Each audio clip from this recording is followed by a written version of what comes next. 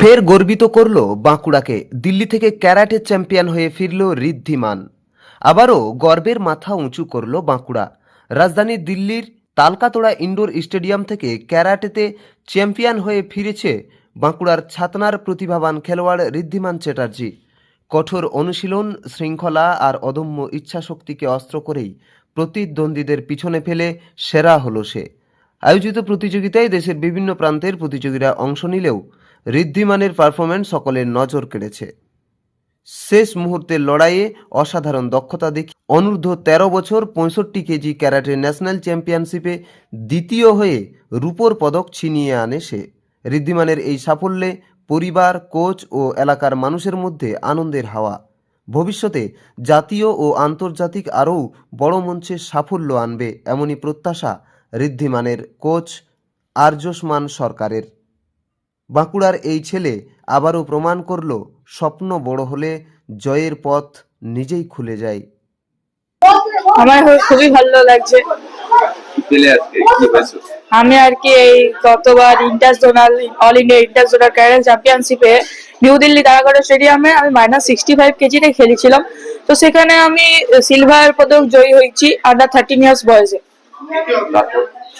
আর silver পদক জয় হয়েছি। আমার এখানে খুবই ভালো লাগছে সেখানে সিলভার পদক জয়, কারণ ন্যাশনাল এই সিলভার পদক যে আমার খুব ভালো লাগছে। সাফল্য তো অবশ্যই ছাদনাবাসী হিসেবে এবং বাঁকুড়াবাসী হিসেবে সবাই গর্বিত অনুভব করছে। তো সেখানে তো আমি একজন কোচ, ছোট থেকে ওকে বড় করেছি, সেদিক থেকে আমিও প্রচন্ড গর্বিত এই মুহূর্তে।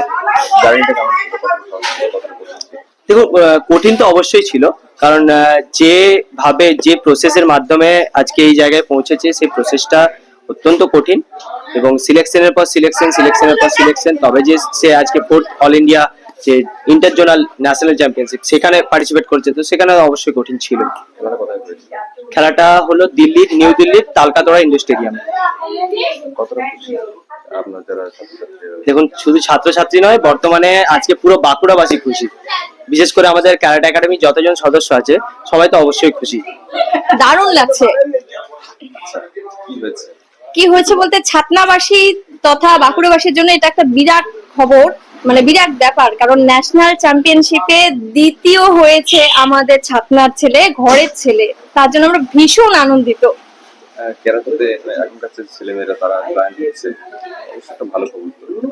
নিশ্চয়ই, সেটা অবশ্যই ভালো খবর। তার মধ্যে যেটা সব থেকে গুরুত্বপূর্ণ আমার মনে হয়, বেশি বেশি ছেলেদের, মেয়েদের ক্যারাটেতে আসা উচিত। প্রধানত পশ্চিমবঙ্গের যে পরিস্থিতি বর্তমানে, তাতে প্রত্যেকটা ঘরের মেয়েকে ক্যারাটেতে আসা একান্তই জরুরি। বাঁকুড়া থেকে দেবনাথ মোদকের রিপোর্ট, রূপসী বাংলা মিডিয়া।